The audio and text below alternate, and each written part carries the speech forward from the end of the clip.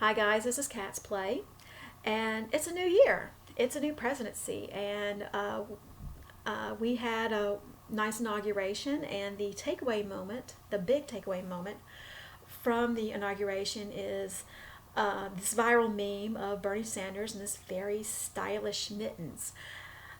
And the mittens come with a really cute story. Jen Ellis, a second grade teacher, gifted him the mittens after his first presidential run. And now she's getting bombarded with requests to make mittens for other people. And unfortunately, she can't fulfill those requests because she's works full time, has a family to raise. And so sorry she can't. And there are a lot of people coming out of the woodworks, calling her names, saying she's foolish for not wanting to make money off her talent. And that little aspect, that latter aspect, is what I want to address in this discussion. This is a very annoying, very frustrating chorus that happens in the life of creatives. The pressure to monetize a hobby, to monetize your talent. Because how dare you not want to make money in our consumerist, capitalist society? And in the case of Jen Ellis, well, she knows what goes into making those mittens better than you would. She knows her life situation better than you would, and so if she says she can't in a story, and if she just doesn't want to, that's fine too. She just wanted to make Bernie Sanders a nice gift.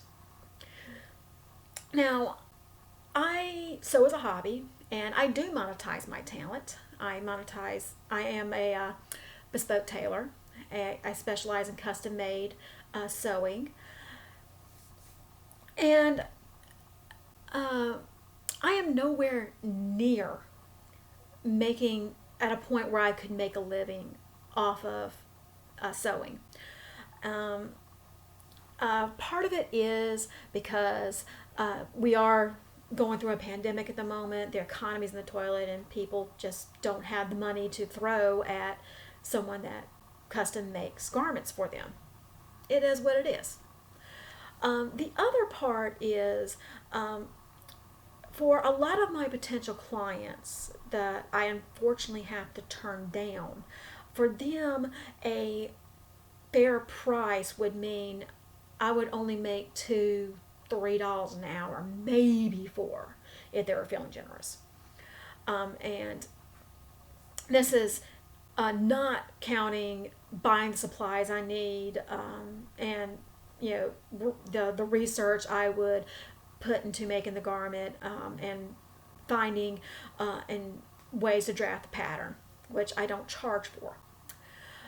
So unfortunately, that is not sustainable by any stretch of the imagination. And this is after couponing and going to thrift stores and fabric exchanges and estate sales. Use my tax return to buy equipment. The table this computer's sitting on was a housewarming gift. I thrift the heck out of everything I have, and still can't afford to make a living off of it because what I do requires a lot of specialized equipment, and that equipment can be expensive.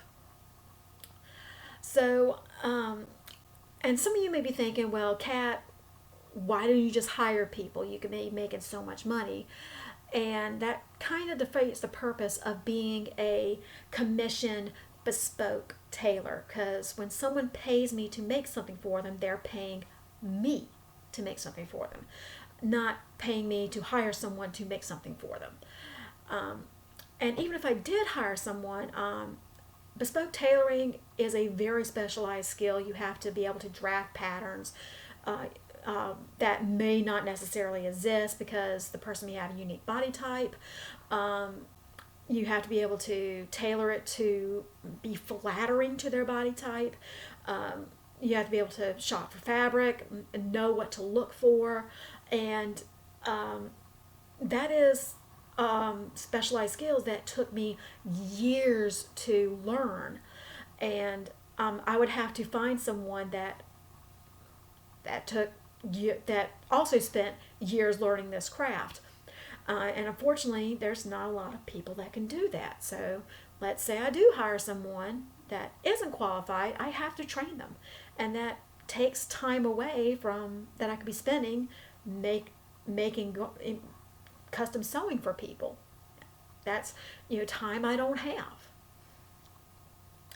And even if I did that, I would still have to pay for a space for them to work in and buy equipment for them to use to work on, and pay for workers' comp and liability insurance and a business license and maintain a website. And again, that's going to eat into a profit margin that simply doesn't exist.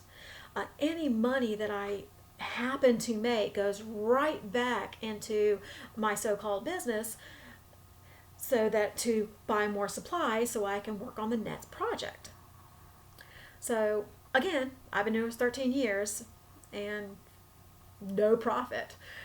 And I've noticed that those that like to pressure me into building a business and making more money off of my talents, the ones that don't do that are people that actually own a business, because they know that struggle.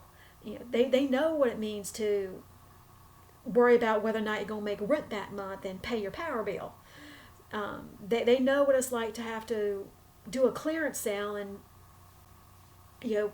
take pennies on a dollar for your merchandise just so you can move product. So they know what it's like, and they never pressure me. So what does that tell you about the people that do pressure me into trying to build a bigger business? So the takeaway from this video is that everything doesn't need to be a side hustle. If your hobby brings you joy, if you have no interest at all in building a business and you just want to have fun with it, then that's okay. Life is short. Enjoy what you can out of it. And to those that want to build a business, say, well, if I had your talent, I'd do this. Well, go get that talent. Nothing's stopping you.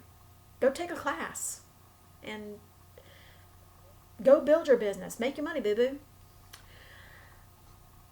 And please leave Miss Jen Ellis alone.